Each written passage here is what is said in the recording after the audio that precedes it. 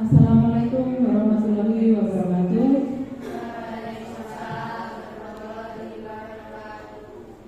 Terima kasih rekan-rekan semuanya atas kehadirannya dalam rangka diseminasi budaya positif, utamanya tentang budaya positif di sekolah kita. Di sini saya akan menyampaikan beberapa pokok bahasan terkait dengan budaya positif yang nantinya akan kita ulas bersama pada sesi berikut ini. Yang pertama, kita mulai dari pengertian budaya positif. Sebetulnya budaya positif itu apa? Budaya positif adalah nilai-nilai, keyakinan-keyakinan dan kebiasaan-kebiasaan di sekolah yang berpihak kepada murid. Tujuannya apa? Agar murid dapat berkembang menjadi pribadi yang kritis, penuh hormat dan juga bertanggung jawab.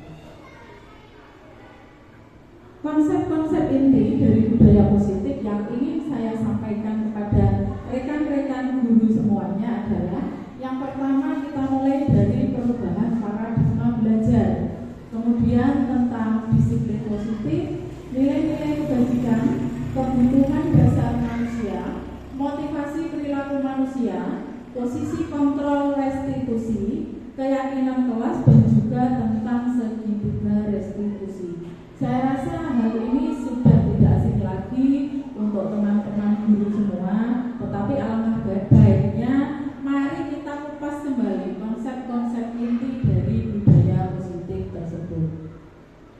Yang pertama, kita mulai dari perubahan paradigma belajar.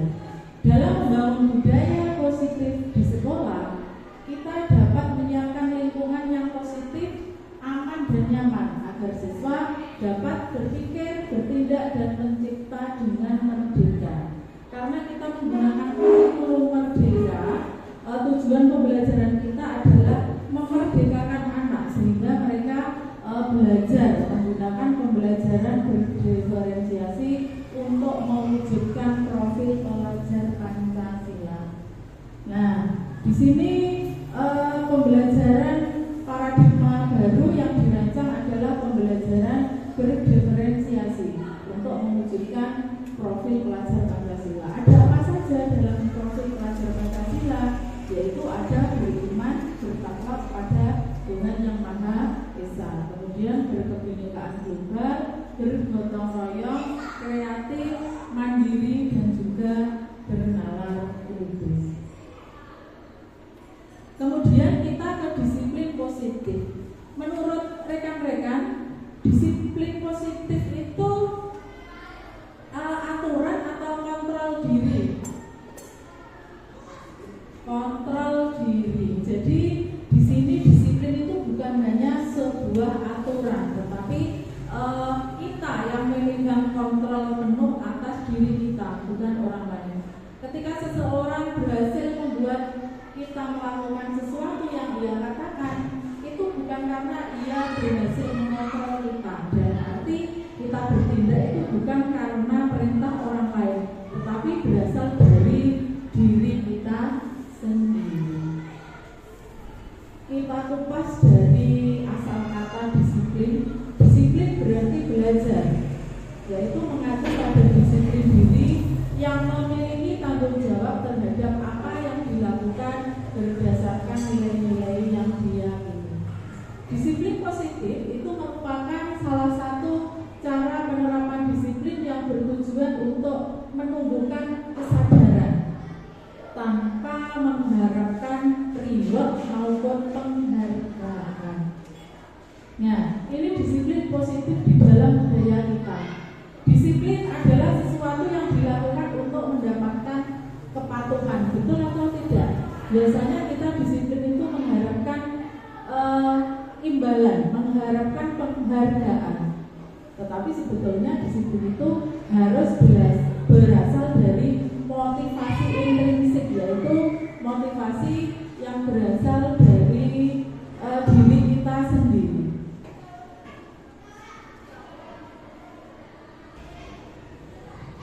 Kita lanjut ke nilai-nilai kebajikan.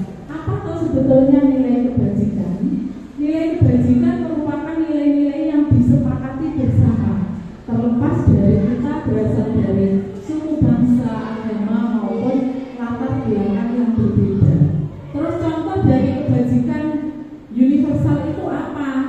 Rasa keadilan, keselamatan, tanggung jawab, rasa syukur, dan seterusnya.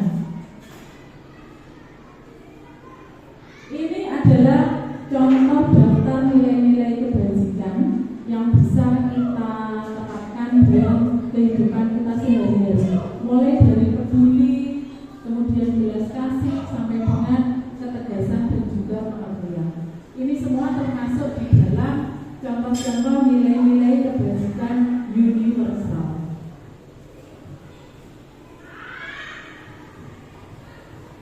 Berikutnya kita ke motivasi perilaku manusia. Apa yang dimaksud motivasi perilaku manusia? Merupakan dorongan yang timbul pada diri seseorang secara sadar atau tidak untuk melakukan suatu tindakan dengan tujuan tertentu. Jadi kita bertindak itu pasti ada motivasinya. Di sini ada 3 motivasi perilaku manusia. Yang pertama yaitu untuk menghindari ketidaknyamanan atau menghindari hukuman. Yang kedua untuk mendapatkan imbalan atau penghargaan dari orang lain. Yang keduanya itu merupakan motivasi eksternal. Mengapa dikatakan eksternal? Karena di sini dia mengharapkan imbalan atau menghindari hukuman dari orang lain.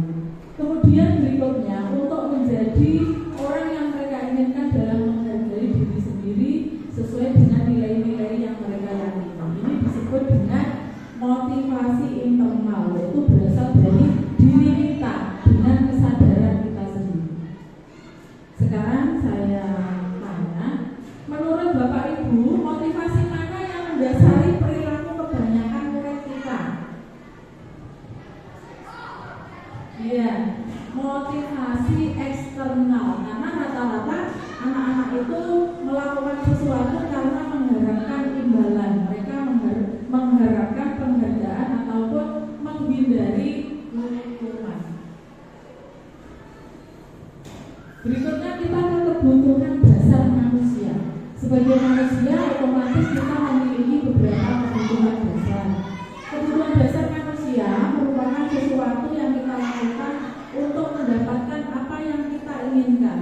Seluruh tindakan yang kita lakukan memiliki tujuan. Semua usaha terbaik yang kita lakukan agar kebutuhan dasar kita dapat terpenuhi dengan baik.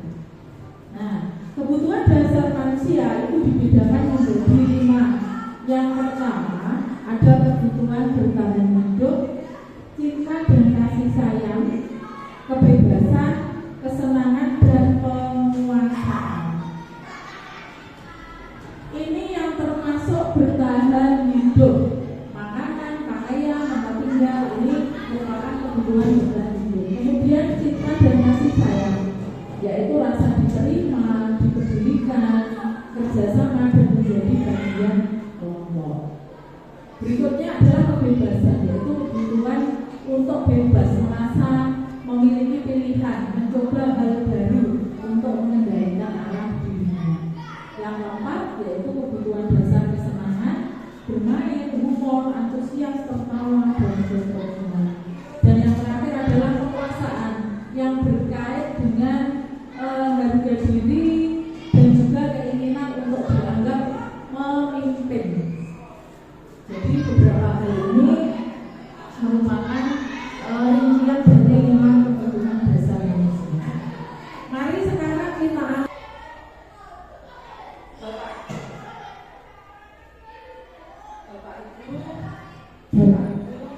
kita arti tentang kalimat-kalimat yang berkaitan dengan kebutuhan dasar manusia.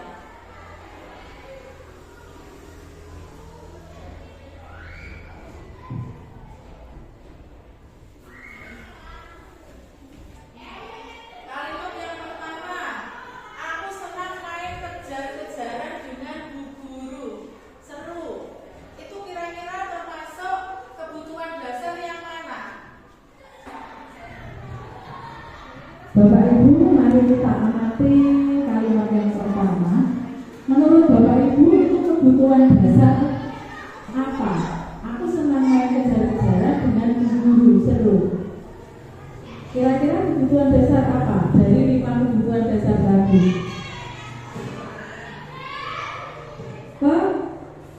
kesenangan. Terus yang kedua, aku hebat kan bisa bikin ibu guru kejar aku. Apa kebutuhan dasar yang ingin dipenuhi?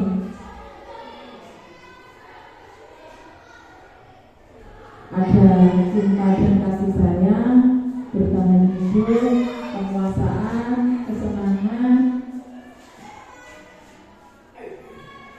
Kemudian aku bosan belajar mewarnai, terus rusak di dalam kelas. Ini kebutuhan dasar apa? Mari kita lihat bersama. Jadi ini kalimat yang pertama itu adalah kebutuhan dasar kesenangan. Dia ingin merasa senang karena dikejar oleh ibu gurunya. Kemudian yang kedua itu penguasaan, karena dia merasa dia paling hebat.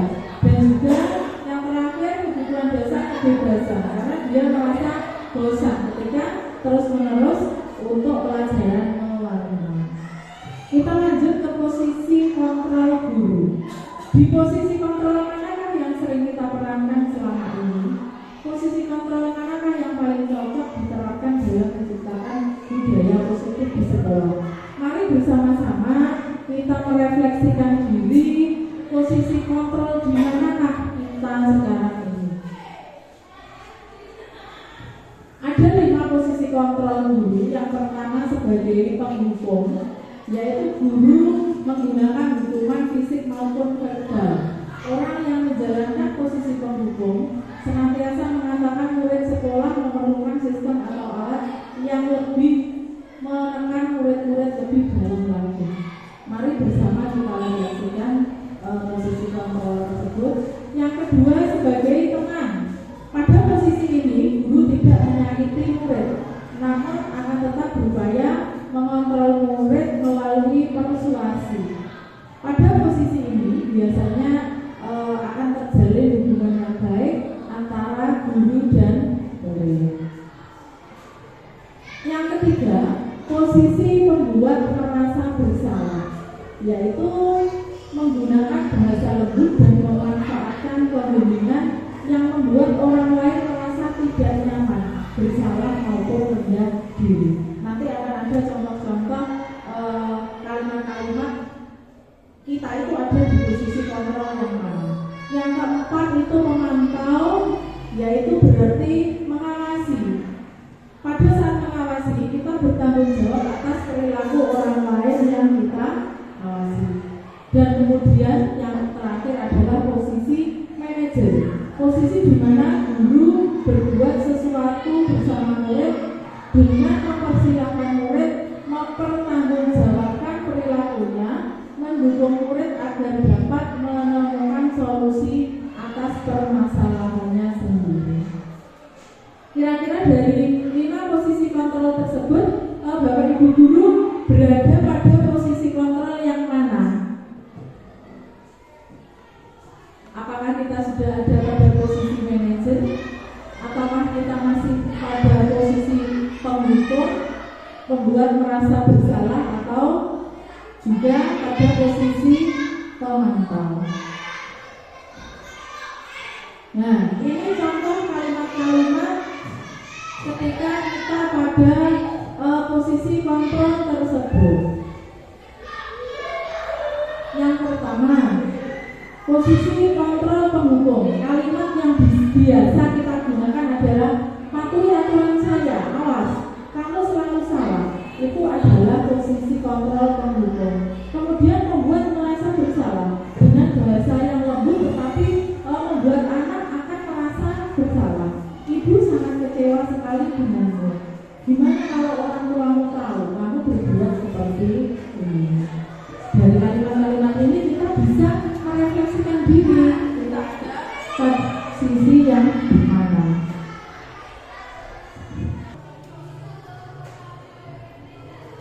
Berikutnya adalah posisi kontrol sebagai teman. Kalimat yang sering kita gunakan, ayolah bantulah diri ibu ya. Ya sudah, kali ini tidak apa-apa, nanti ibu bantu bereskan. Ini adalah contoh-contoh kalimat yang kita gunakan ketika kita pada posisi teman. Kemudian ketika kita berperan pada pada posisi pemantau, kalimat yang biasa kita gunakan, peraturannya apa? Kamu tahu kan? Apa yang telah kamu lakukan? Itu contoh kalimat ketika kita pada posisi pemantau. Dan yang terakhir adalah sebagai manajer. Nah, pada posisi manajer, kalimat yang sering kita gunakan, apa yang kita yakini? Apakah kamu meyakininya? Apa rencana kamu untuk memperbaiki hal ini?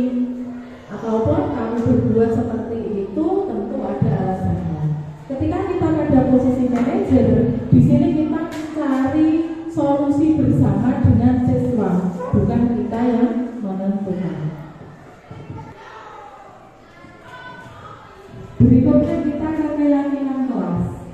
Saya yakin Bapak Ibu guru semua sudah sering menerapkan keyakinan kelas ini pada kelasnya masing-masing. Keyakinan kelas adalah nilai-nilai kebajikan universal yang diyakini bersama. Nah, di sini kita langsung ke langkah-langkah menyusun keyakinan kelas. Yang pertama, kita mempersilakan warga kelas untuk curah pendapat tentang keyakinan yang akan disepakati. Kemudian mencatat semua pendapat yang muncul. Berikutnya mengubah redaksinya dalam kalimat positif. Jadi dalam membuat keyakinan kelas yang kita gunakan adalah kalimat positif. Jangan memakai kalimat perintah ataupun kalimat negatif. Misalnya dilarang membuang sampah sembarangan, itu adalah kalimat negatif. Bisa kita sarikan atau kita ubah menjadi membuang sampah pada tempatnya. Kemudian meninjau kembali bila mana ada yang keliru jika masih menggunakan kalimat negatif dan lainnya. Kemudian jika sudah disepakati, seluruh warga kelas menandatangani. Dan yang terakhir, memajang di dinding kelas atau di tempat yang mudah terlihat. Nah, ini penerapan menyusun kenaikan kelas yang sudah saya laksanakan. Yaitu yang pertama, mengajukan keyakinan kelas dari masing-masing anak. Berikutnya, meninjau kembali, jadi kita lihat apakah masih ada yang menggunakan kalimat negatif dan seterusnya. Dan yang terakhir, penandatanganan keyakinan kelas sehingga nantinya dapat dilaksanakan oleh seluruh warga kelas. Kita ke segitiga restitusi. Apa itu segitiga restitusi? Restitusi ini berfokus pada solusi pemecahan masalah. Jadi kita mencari pemecahan suatu masalah, bukan kok kita menyalahkan siswa. Di sini kita menanamkan disiplin positif pada murid. Pada restitusi kita mengajak murid untuk mengidentifikasi kembali tindakannya sehingga dia bisa menganalisis dan memikirkan langkah yang tepat dalam pemecahan masalahnya. Ini merupakan teori dari Diana Gossi. Berikutnya ini adalah segitiga restitusi. Yang pertama yaitu belajar dari kesalahan, kemudian memperbaiki hubungan, merupakan tawaran bukan paksaan, menuntut untuk melihat ke dalam diri, fokus pada karakter dan fokus pada solusi. Jadi kita bersama mencari solusi. Ada 3 tanggapan pada segitiga restitusi. Jadi dinamakan segitiga restitusi itu karena di situ ada 3 sisi. Sisi yang pertama kita menstabilkan identitas. Sisi yang kedua kita memvalidasi tindakan yang salah. Dan yang ketiga menanyakan keyakinan. Berikut contoh-contoh kalimat ketika kita menstabilkan identitasnya. Ini contohnya. Alasan Bu Afif memanggil kamu menemui saya di ruang guru karena tadi saya mendapatkan laporan dari Bu Ima selaku guru IPS bahwa tadi Maya sengaja membolos. Setahu Ibu, Maya anak yang rajin. Kalau boleh tahu, kenapa kamu kok membolos? Jadi itu menstabilkan identitas anak terlebih dahulu. Setelah itu baru kita melakukan validasi tindakan yang salah. Tidak apa-apa Maya jika kamu berbuat kesalahan seperti ini, tentu kamu memiliki alasan. Kalau boleh tahu alasannya apa? Itu adalah validasi tindakan yang salah. Dan yang terakhir kita menanyakan keyakinan. Menurut kamu, hal yang kamu lakukan tadi apakah sudah sesuai dengan keyakinan? keyakinan kelas kita. Contoh-contoh dari segitiga restitusi. Nah, kemudian ini disiplin dengan identitas yang gagal. Kita lanjutkan. Disiplin dengan identitas yang sukses. Nah, ini contoh penerapan segitiga restitusi. Mulai dari menstabilkan identitas, identifikasi tindakan yang salah, dan juga menanyakan keyakinan. Nah, ini contoh penerapan budaya positif di sekolah yang sudah saya terapkan. Mulai dari 5S, kemudian berdoa sebelum dan sesudah pembelajaran, membersihkan lingkungan sekolah, membuang sampah pada tempatnya, bekerja sama dengan temannya, bergotong royong membersihkan lingkungan sekolah, dan seterusnya. Terima kasih Bapak Ibu. Itu tadi sedikit pembahasan ataupun pembahasan tentang disiplin positif. Semoga dari apa yang saya sampaikan dapat bermanfaat untuk kita semua yang nantinya bisa kita terapkan terhadap sekolah dan juga terhadap anak didik kita, sehingga pembelajaran di sekolah kita aman, nyaman, menyenangkan, dan berpusat kepada murid. Terima kasih. Wassalamualaikum warahmatullahi wabarakatuh.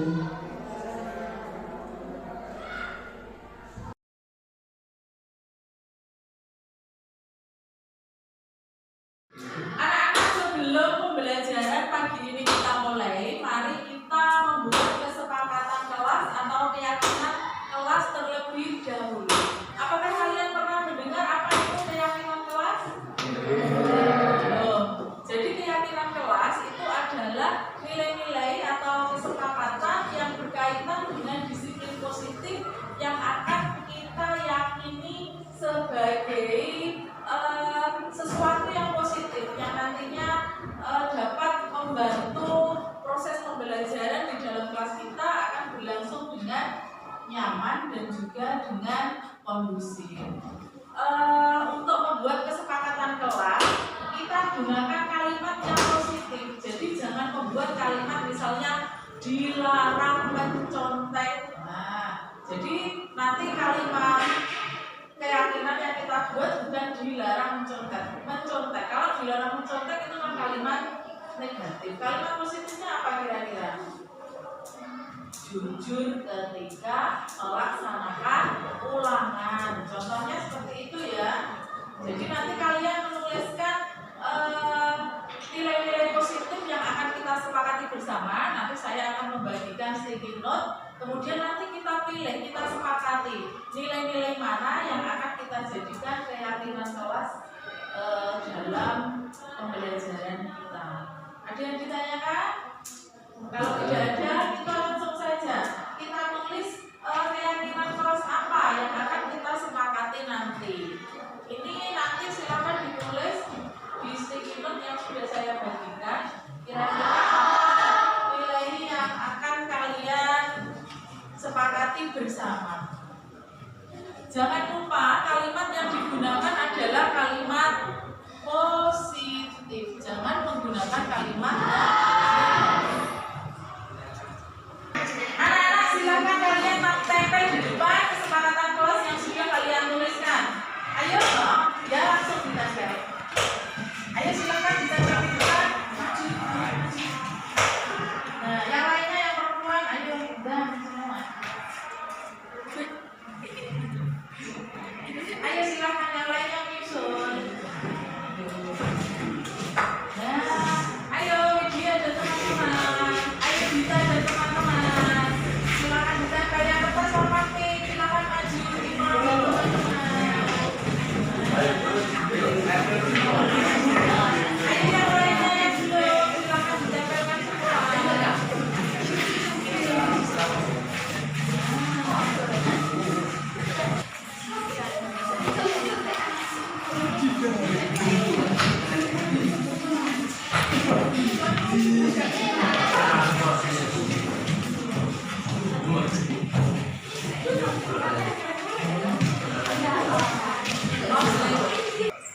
Ini adalah kesepakatan kelas yang sudah kalian tulis. Saya bacakan satu berbicara sopan, menjaga kebersihan kelas. Kita sepakati menjaga kebersihan kelas? Sepakat. Kemudian berbicara sopan? Sepakat? Sepakat. Kemudian lagi saling menghargai satu sama lain, jujur saat ujian, jujur kepada guru. Jujur saat ujian, kita sepakati? Kita sepakati. Kemudian menjaga ketenangan kelas, menghormati pendapat teman, kita sepakati? Ya, kita sepakati. Kemudian menghormati guru, kita sepakati? Kita sepakati. Kemudian lagi berbicara sopan kepada yang lebih tua, kita sepakati? Jadi ini kita sepakati. Saling menghargai dan menjaga ketertiban kelas. Ya, kita sepakati. Untuk yang lainnya ini sama. Intinya sama dengan 8 kesepakatan yang sudah kita buat. Setelah ini untuk menjalankan kesepakatan kelas kita tanda tangani bersama. Ayo.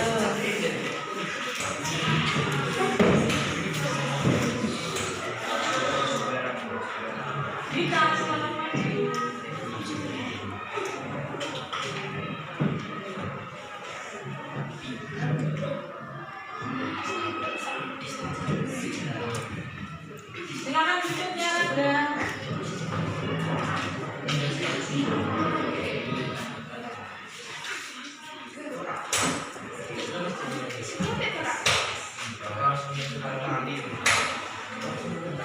Rifta,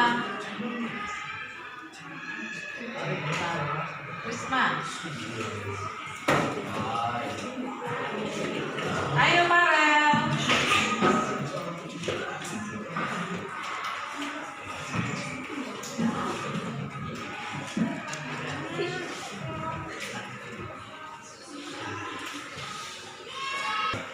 Baiklah anak-anak, ini tadi kita sudah menandatangani kesepakatan kelas yang sudah kita buat. Nanti kesepakatan yang sudah kita tandatangani ini mari kita laksanakan sebaik-baiknya. Sepakat? Setuju? Setuju. Oke, terima kasih kesepakatan kelas sudah kita buat. Terima kasih, kita lanjutkan untuk materi berikutnya.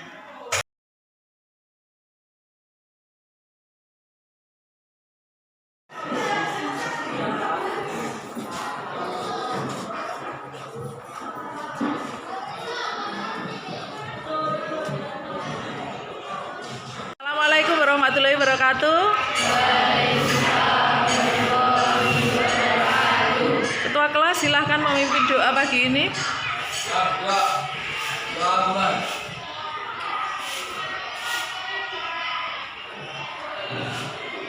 Doa